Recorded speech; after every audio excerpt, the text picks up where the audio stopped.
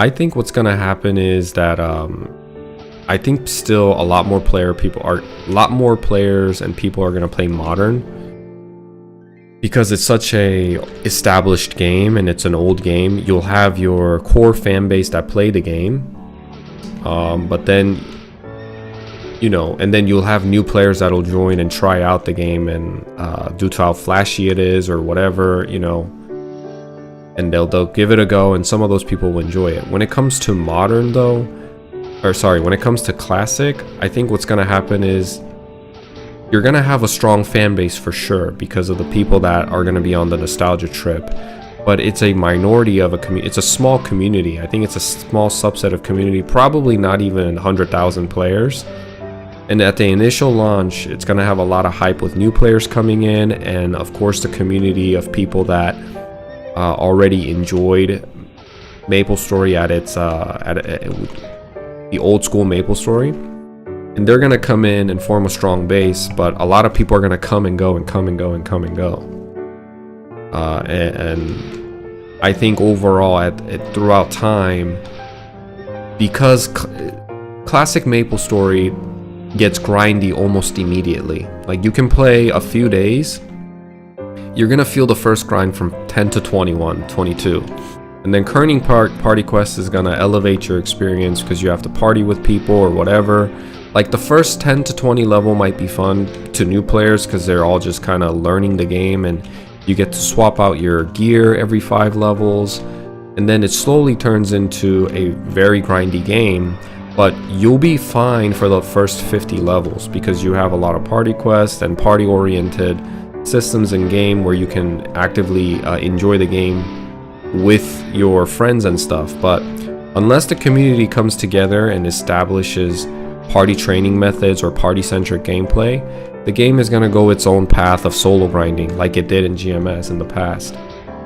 And that's when people will probably feel the super fatigue starting level 50, 51 and realize how grindy this game can be. And maybe they'll release Ludi May's Party Quest or whatever to really make up that area, Orbis Party Quest, and people will take advantage of that. But I think starting level 51, it becomes a real big drag. It's really hard to level up to 70, and you really have to get comfortable being bored in this game. You have to find the charm of this game called Maplestory in a way where you almost have to tell yourself, like, you have to convince yourself that you're not playing a video game. You're just kind of chilling, right? If you're looking to play a video game, because of how the gaming industry is right now, it's all full of dopamine and it's a lot of flashy things, very intense, highly focused. People love to play Arc Raiders for that reason. People love playing Elden Ring for that reason. These games are nothing like Maplestory. Maplestory really I think in today's standards, you couldn't even call this a game. Honestly, this is more like the game is designed for you to socialize with people and talk to people and make friends, and that should be the core identity. The gaming of leveling and like trying to play a game, the identity of this game being a game in today's standards should be a secondary identity. The primary identity should be something like, I don't know, an online digital world where you can meet other people and it incentivizes you to play with other people and chat. That's the biggest factor in this game that I think is what makes Maplestory great, and that should be the primary identity. Is that like people should meet and chat and whatever, talk about whatever they want to talk about that they can't in their everyday busy life. Well, we gotta wait for them to release Ludi first. Sure, we'll have KPQ up to second job, but after that it'll be pure grind.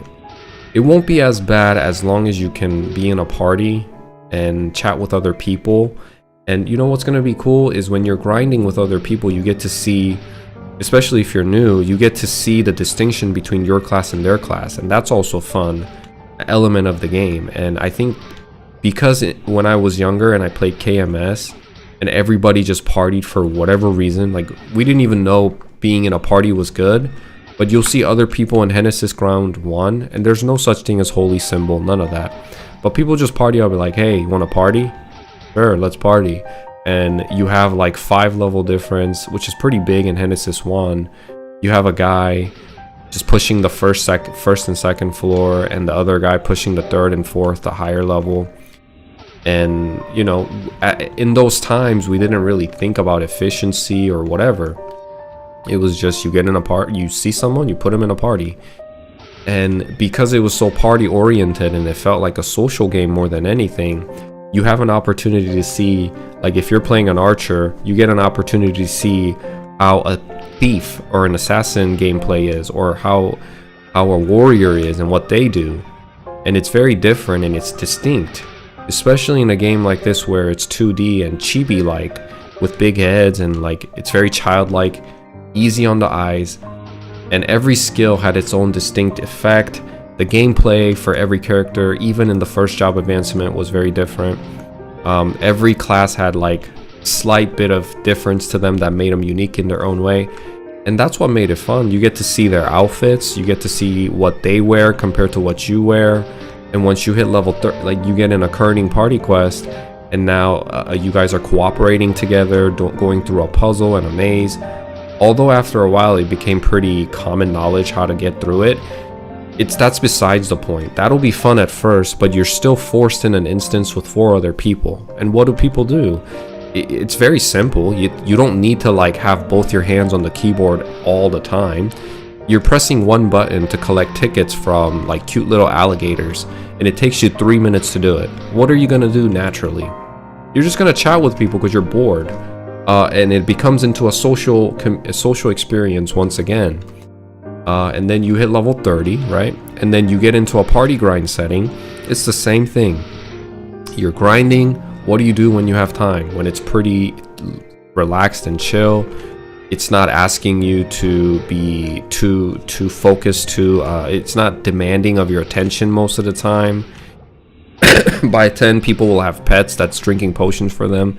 So people are progressing together in this video game. Let's say it's a social video game and it simulates life. You guys are progressing in life together, right? Because you're leveling up, and time is the metric.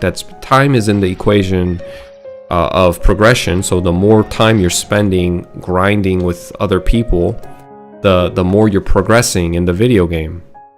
So people spend a lot of time together doing very simple tasks and very simple gameplay, and people just naturally chat. And that's how you form a great friendship from video games. It's that element, is you have to make the game isn't too overly complicated or complex. It's simple enough for you to either look at your phone or watch YouTube. But back in the day, right, in the 2000s, who had 2 monitors? A lot of people were still playing on dial-up back in the day. So while you're playing the game, the most you could do was chat with strangers online and talk about current events or how the weather is, what's their favorite food, where have they been. And those type of conversations and those type of interactions were so memorable to a lot of people that it actually replaced real life interactions and conversations with real people. You have to force people. If you give people the liberty and the freedom to choose what they want to do, you know what people are going to do? People are going to just sit and solo grind and consume entertainment through other ways than human interaction, because it's so convenient, it's so much more easier. But if you place people in an environment where like you still have to be pretty active in the game, and especially like I said in the 2000 settings when everything tech internet was all not up to how it is now, you place people in those type of setting for an hour or two and people are just progressing and grinding together, people are just naturally going to chat. And because you can't really leave, you can leave but you don't want to, because there's a sense of progression that's being achieved. There's a sense of progression, there's a sense of achievement the more time you spend. So it's better for you to stay and play the game in that setting, and naturally just people open up to one another and start making friends that way. It's very different than how modern Maplestory plays, right? Like it's all solo oriented. You put up summons, you put up this, put up that, and it just does a full clear of the map with you really just like playing with one hand. How old are you, man? I'm 32. I'm on 3 screens. I want to get a 3rd screen.